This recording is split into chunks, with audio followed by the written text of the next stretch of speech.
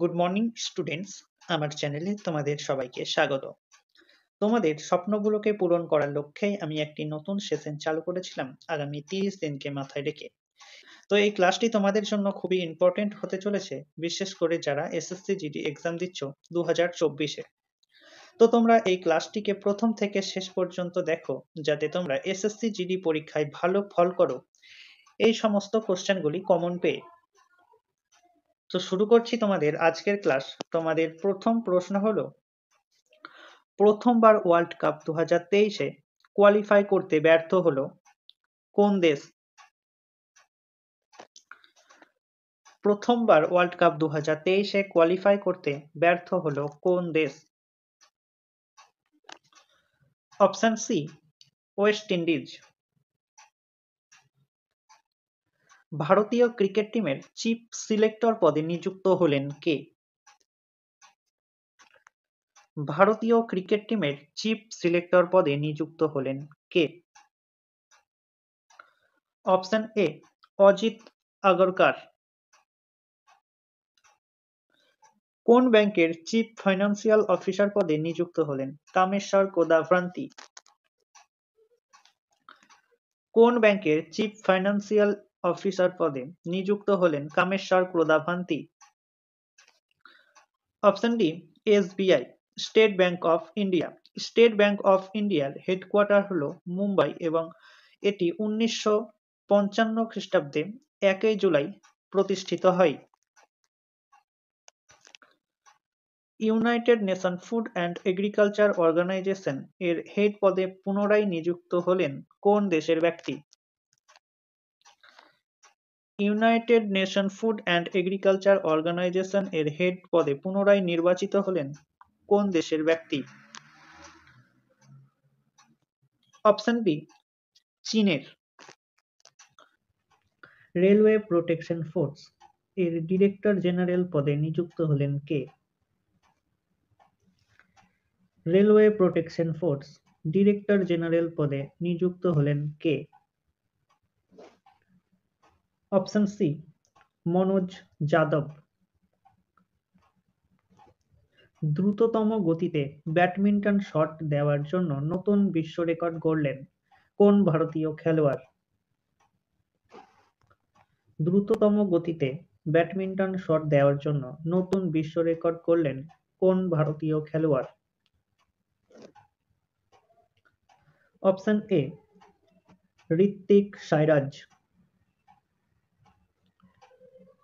500টি আন্তর্জাতিক ম্যাচ খেলা দশম ক্রিকেটারের নাম কি?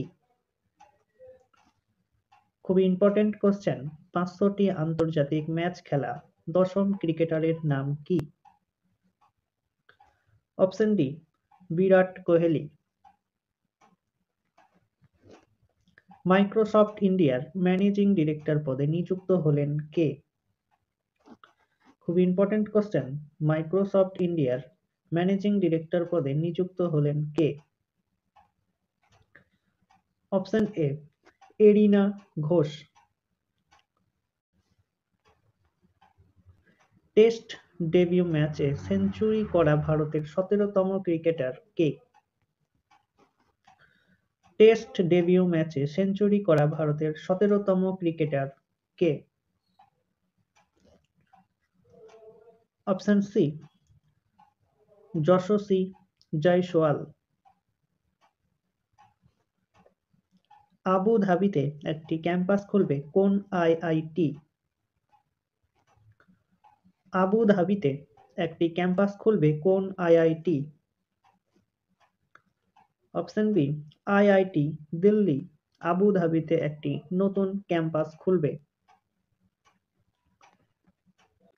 কোন দেশে ভারতের পরবর্তী হাই কমিশনার পদে নিযুক্ত হলেন প্রভাত কুমার?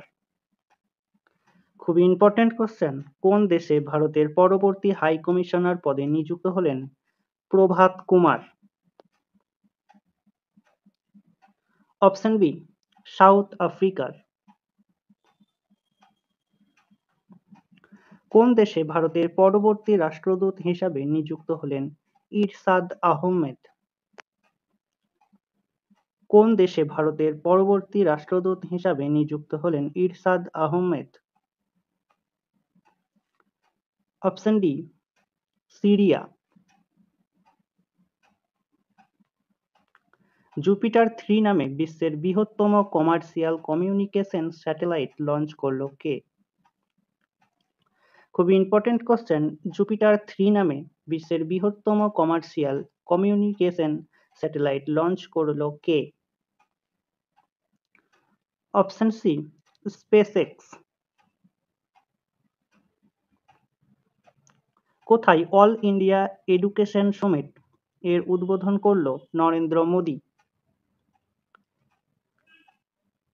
কোথায় অল ইন্ডিয়া এডুকেশন সমিট এর উদ্বোধন করল নরেন্দ্র মোদী? অপশন এ, দিল্লিতে। জিওলজিক্যাল সার্ভে অফ ইন্ডিয়া এর নতুন ডিরেক্টর জেনারেল হিসাবে নিযুক্ত হলেন কে? খুবই important question. Geological survey of India এর নতুন ডিরেক্টর জেনারেল হিসাবে নিযুক্ত হলেন কে? সঠিক উত্তর option B, Janardan Prasad. Geological survey of ইন্ডিয়ার হেডকোয়ার্টার হল কলকাতায়। প্রতিষ্ঠা হয়েছিল 1851 সালের 4 জুলাই। মধ্যপ্রদেশের প্রথম সোলার সিটি হচ্ছে কোনটি? মধ্যপ্রদেশের প্রথম সোলার সিটি হচ্ছে কোনটি? অপশন ডি, সাঁচি। কোন রাজ্যের প্রথম মহিলা হিসাবে এভারেস্ট জয় করলেন সেলফি?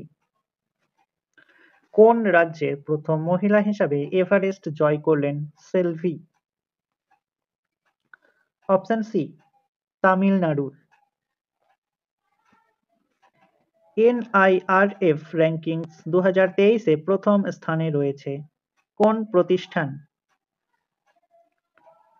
এনআইআরএফ র্যাঙ্কিংস 2023-এ প্রথম স্থানে রয়েছে কোন প্রতিষ্ঠান? Option D, IIT Madras. খেলো ইন্ডিয়া ইউনিভার্সিটি গেম 2022 এর মেডেল ট্যালিতে প্রথম স্থানে রয়েছে কোন ইউনিভার্সিটি?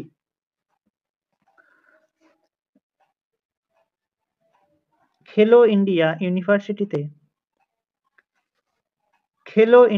ইউনিভার্সিটি গেম 2022 এর মেডেল ট্যালিতে প্রথম স্থানে রয়েছে কোন university? Option C, Punjab university. তো স্টুডেন্টস, এই ছিল তোমাদের আজকের ক্লাস। ক্লাসটি ভালো লাগলে বন্ধুদের সাথে শেয়ার করো। চ্যানেলে নতুন হয়ে থাকলে চ্যানেলটিকে সাবস্ক্রাইব করে পাশে থাকা বেল আইকন বাটনটি প্রেস করে রেখো ভিডিও নোটিফিকেশন সবার প্রথমে পেতে। তো দেখা হচ্ছে নেক্সট ক্লাসে। আজ এই পর্যন্তই। সবাই ভালো থেকো, সুস্থ থেকো। জয় হিন্দ, জয় ভারত।